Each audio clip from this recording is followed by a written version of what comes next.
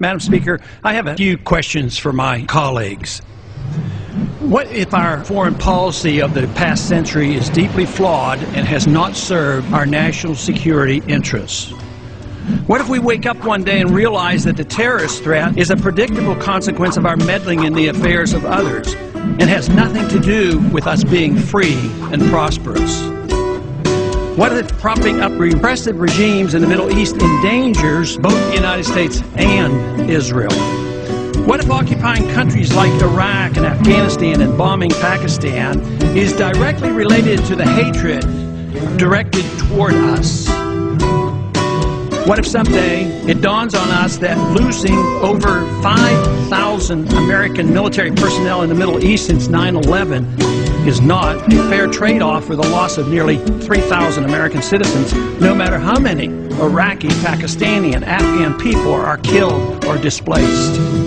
What if we finally decide that torture, even if called enhanced interrogation technique, is self-destructive and produces no useful information, and that contracting it out to a third world nation is just as evil?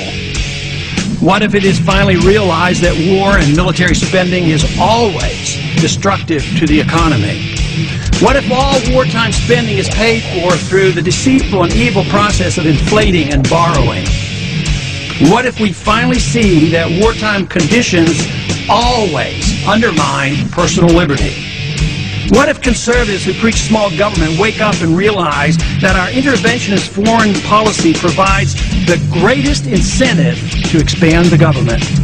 What if conservatives understood once again that their only logical position is to reject military intervention and managing an empire throughout the world? What if the American people woke up and understood that the official reasons for going to war are almost always based on lies and promoted by war propaganda in order to serve special interests?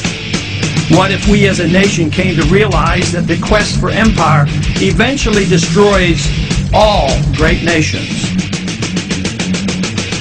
What if Obama has no intention of leaving Iraq? What if a military draft is being planned for the wars that will spread if our foreign policy is not changed? What if the American people learn the truth, that our foreign policy has nothing to do with national security, that it never changes from one administration to the next? What if war and preparation for war is a racket serving the special interests?